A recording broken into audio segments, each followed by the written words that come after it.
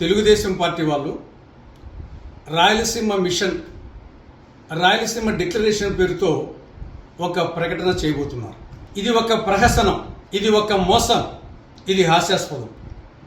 రాయలసీమ గురించి మాట్లాడే నైతిక హక్కు కానీ, రాయలసీమ అనే పదాన్ని ఉచ్చరించే అర్హత కానీ తెలుగుదేశం పార్టీకి కానీ, జగన్ పార్టీకి కానీ, బీజేపీకి కానీ ఏమాత్రం లేవు. రాయలసీమకు బీజేపీ ఒక శనిగ్రహం అయితే తెలుగుదేశం పార్టీ, జగన్ పార్టీలు రాహుకేతువులు. రాయలసీమకు సంబంధించి, రాష్ట్రానికి సంబంధించి బీజేపీ అంటే బి అంటే బాబు, జే అంటే జగన్, పి అంటే పవన్. ఇలా ముగ్గురు బీజేపీ చేతిలో కీలు బొమ్మలు, కబాలీలు.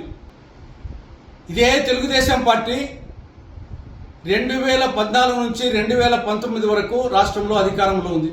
ఆనాడు కేంద్రంలో మీ మిత్రపక్షం బీజేపీ అధికారంలో ఉంది. కేంద్ర మంత్రివర్గంలో తెలుగుదేశం పార్టీ వాళ్ళు ఉన్నారు, రాష్ట్ర మంత్రివర్గంలో బీజేపీ వాళ్ళు ఉన్నారు.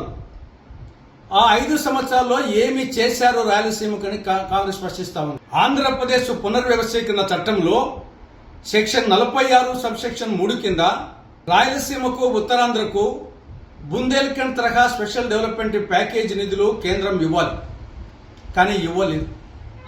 ఏం చేసింది మీ ప్రభుత్వం?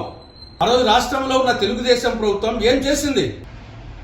అదేవిధంగా విభజన చట్టంలో 17వ షెడ్యూల్లో శైల ఆధ్వర్యంలో కడప జిల్లాలో ఇంటిగ్రేటెడ్ స్టీల్ ప్లాంట్ ఏర్పాటు చేయాలని స్పష్టంగా ఉంది. ఏమి చేశారు 5 సంవత్సరాల పాటు? ఎందుకు ఏర్పాటు చేయలేకపోయారు? దానికి ఏం సమాధానం చెప్తారు? చిత్తూరు జిల్లాలో శ్రీకాళహస్తి దగ్గర, ప్రస్తుతం తిరుపతి జిల్లా శ్రీకాళహస్తి దగ్గర కేంద్ర ప్రభుత్వము, కాంగ్రెస్ ప్రభుత్వము మన్నవరం ప్లాంట్ని ఏర్పాటు చేస్తే దాన్ని మీరు రాష్ట్రంలో అధికారంలో ఉన్నప్పుడు కేంద్రంలో ఉన్న బీజేపీ ప్రభుత్వం క్లోజ్ చేసింది. ఏం చేస్తారు?